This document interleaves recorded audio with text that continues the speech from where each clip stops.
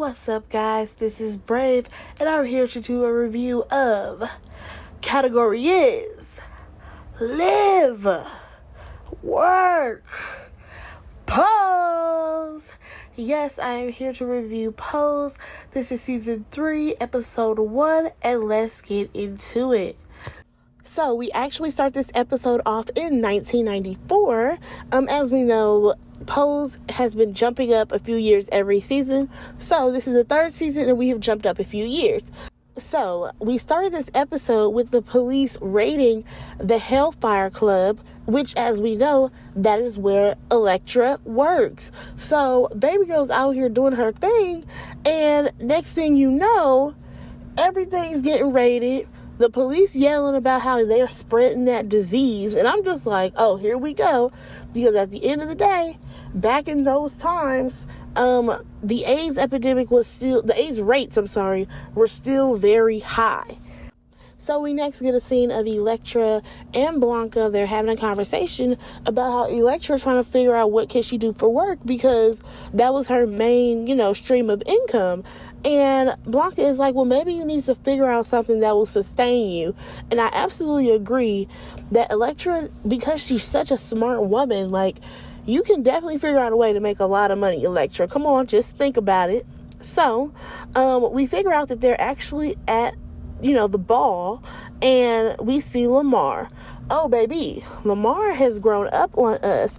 He now is throwing shade at Elektra. He is throwing shade at Blanca, and he is down, I guess, the father of his own house. So he's ready to, kill it on the dance floor or whatever, because now that he's established his own house, he talks about how, this is no longer about trophies.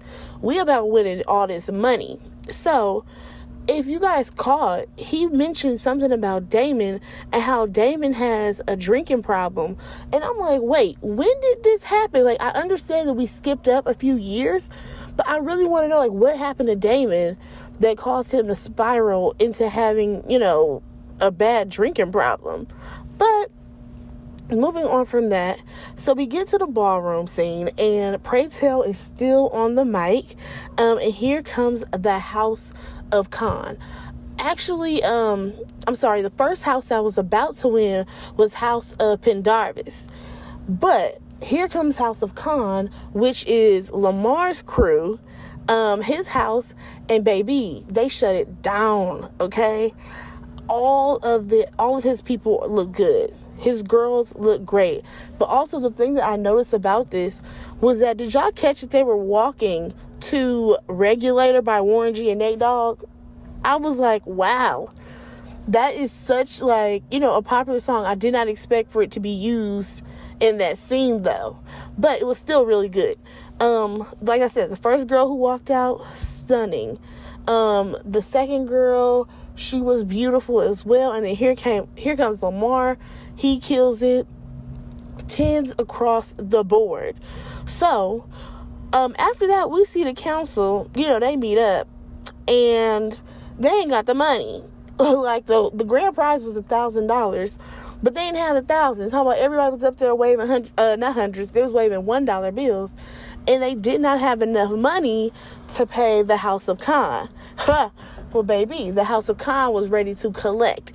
Please know that the House of Khan rode up on the council, in that diner that they love to go have lunch and brunch at, and they were ready to get their money. They only had $500 of what they needed to pay them. But here's the thing. Once they played Tootsie Roll, and then a whole fight broke out, I could not take that scene. I could not. Tootsie Roll, and then they out here having a full-on food fight. They had a full-on food fight, okay? And then once they grabbed that ketchup and mustard and started squirting, I could not take it. I fell out.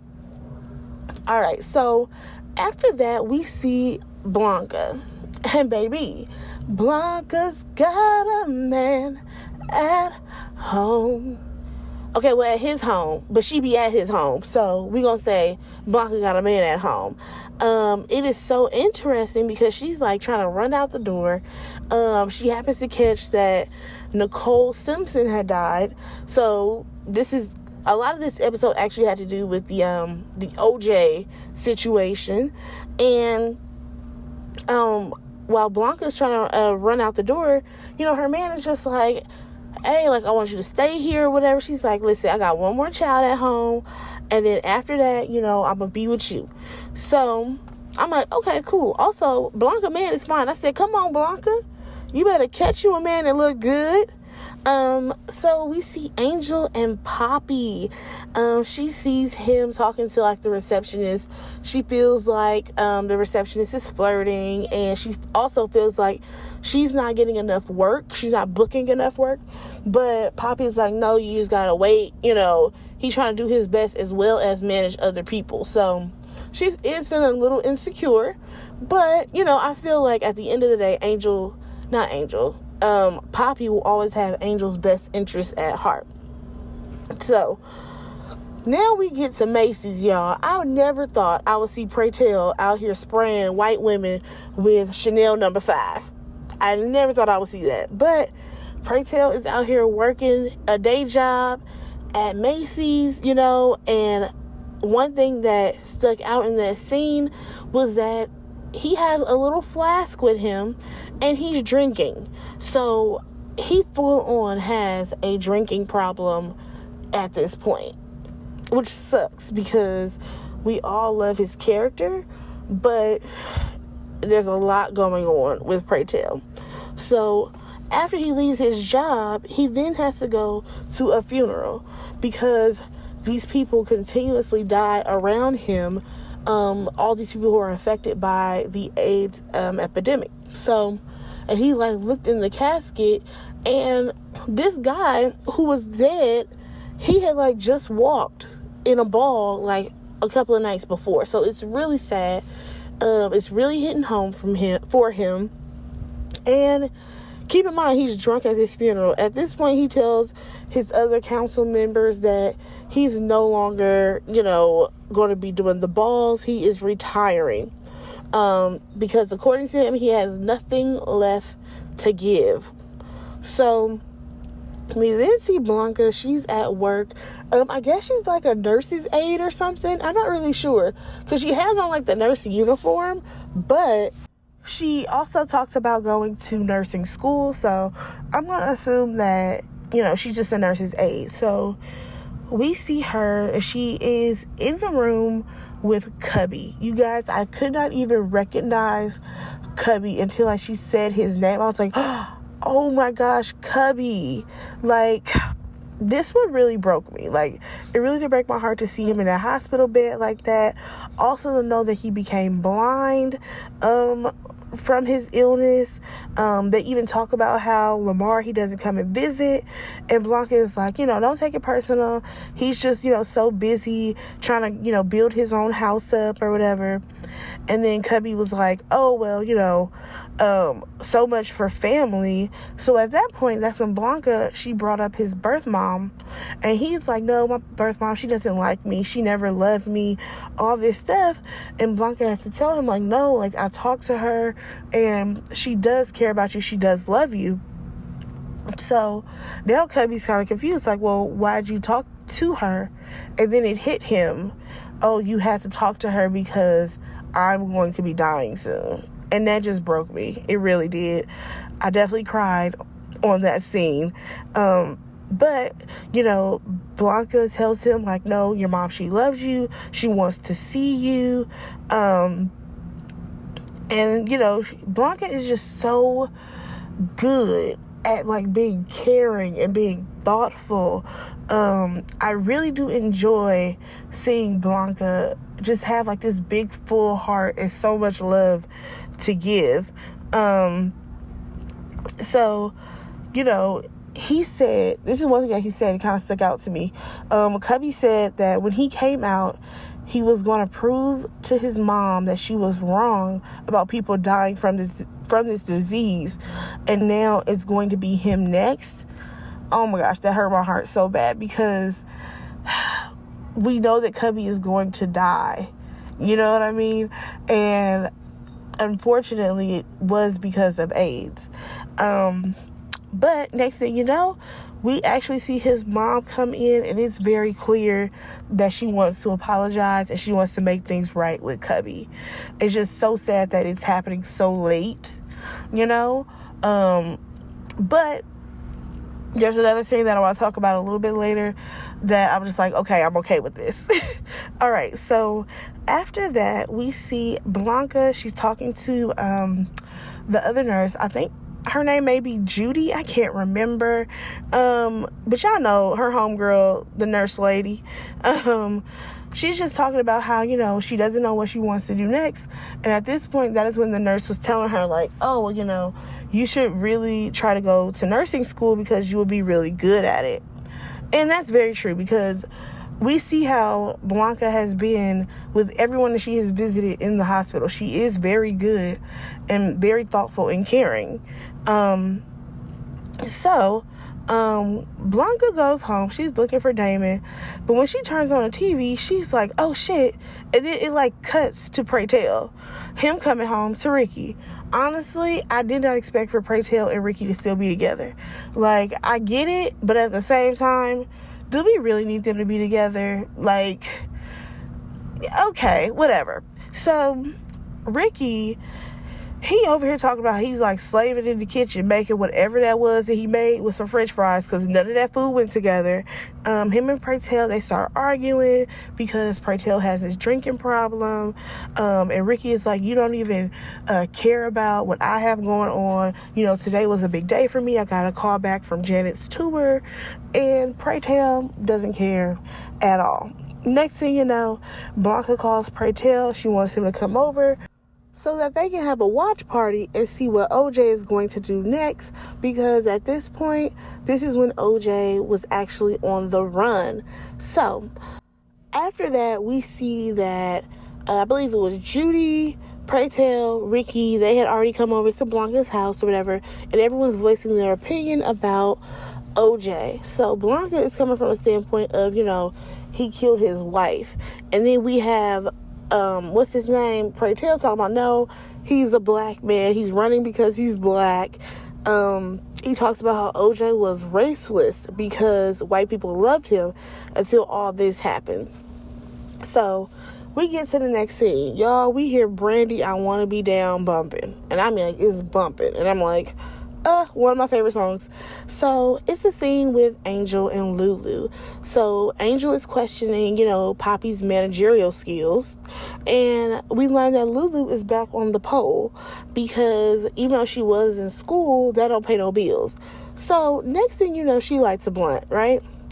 And Angel takes it, and then she takes a hit of it, and she's like, what's in that? And Lulu is like, oh, it's a woolly, I think she called it. She's like, oh, it's a blunt with a sprinkle of crack. I said, girl, oh, Lord. Like, I knew at some point they were going to have to introduce the crack epidemic, but I was not expecting this.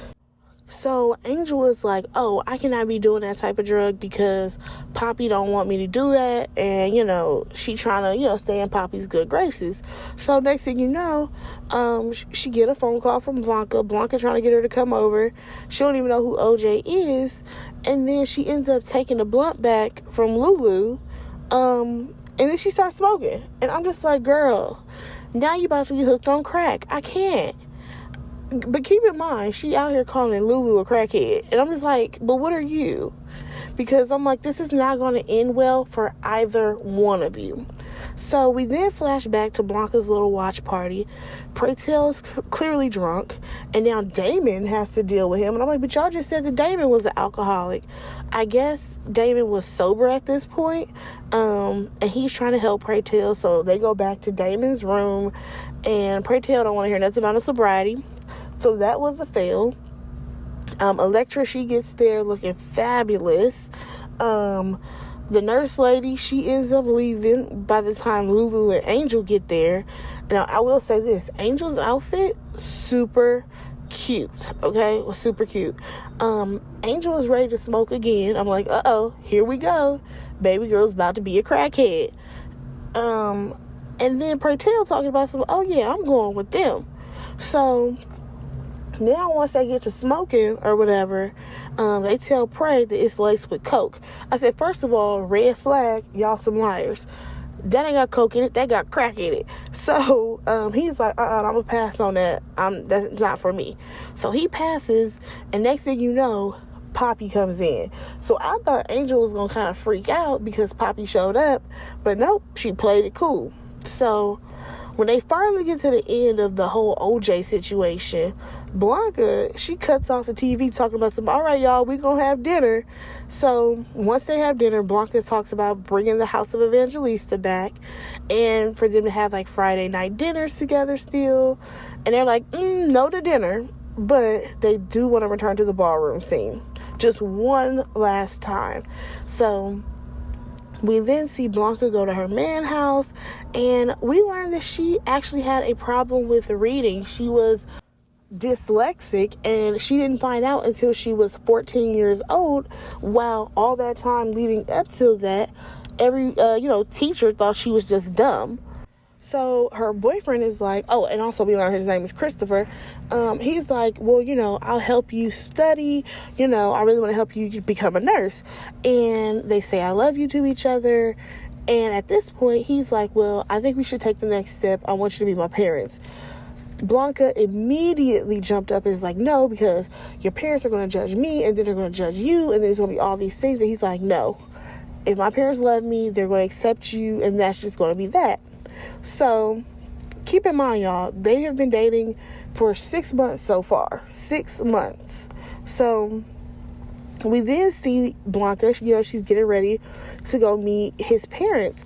And come to find out, his parents are super intelligent. I think he said his dad was a Morehouse, his mom was a Spelman. I'm like, oh, okay.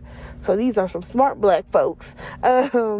And she ends up getting a phone call, and it's about Cubby. So now we see everybody at the hospital, and they share stories and memories of Cubby. And I'm just like, oh my God, it's really about to happen. So Elektra and his mom had a moment where, she thanked Elektra for taking care of him when clearly she couldn't, and she was trying to blame herself for stuff. And Elektra had to tell her, like, well, no one teaches people how to raise a gay son. And I'm like, you know what? That is very true, especially in this time that this was happening in 1994. He passed away, but he probably been out probably since sometime in the 80s. So, it's just a really sad situation. So we end up seeing his mom, break down and just start apologizing. And I think that at that point, I just knew, I'm like, he's going. And right then, Cubby passed away, and that was pretty much it. Like, it flatlined. So we finally see Lamar, though. He shows up with some empanadas in his hand, super late, and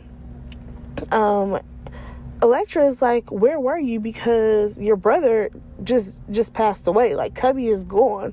And he decided, I want to call out Blanca, talking about some Blanca, you didn't tell me it was as bad as this. And she's like, no, I have been trying to tell you. You just never brought your ass down here. So Blanca is like, I told you, you chose to focus on other stuff. And he's like, I was building a house. And like, as Elektra is crying, she's like, yeah, the house you wouldn't even let your brother in. And then Lamar has the audacity to say, yes, because he was getting late. No, not lazy. He said he was getting sloppy. At that point, Praytel got pissed. He slapped the food out of his hand, and he's like, he was sick. What did you want him to do? Anyways, so they about to fight. Blanca ends up breaking it up, and Elektra is like, you know what? Cubby would not want us to battle it out like this tonight. We're actually going to battle you on the ballroom floor tonight. I think it was like the summer solstice something. And I was like, all right, here we go.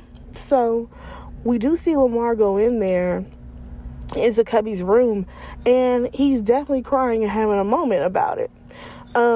So let's get to this ballroom. It was cute. It was real cute. But baby, when Elektra arrived, Elektra shut it down, okay? And the House of Evangelista, they won. Blanca, she gets on the mic. She says that they're going to donate the money in honor of Cubby to, I think it was like an AIDS research foundation or something. And I'm just like, a moment, such a moment. So we do see them having, a family dinner like they always do at that little Asian spot that they go to. And y'all, guess who showed up? Christopher. So Christopher shows up and everybody looking like, who is this fine man? And then he, walks around to Blanca, they kiss. And she's like, oh, I want to introduce you guys to Christopher. Christopher, this is my family. And next thing you know, we see her going to the Manhattan Technical College, and she's going to enroll in school for nursing. I'm like, yes, Blanca, yes. I'm very happy for Blanca this season. She deserves love. She deserves to get, her higher education. I'm all for it. Also, I love the fact that they were playing I Love Your Smile by Shanice. Love that song. And that was episode 1 of season 3, you guys. Let me know what you thought about this episode. Do you feel like it was slow? Do you feel like it was, too sad? Let me know what you guys thought about this episode. Go ahead and like, comment, subscribe to my channel, and go ahead and share this video. I will talk to you guys in the next one. Bye, guys.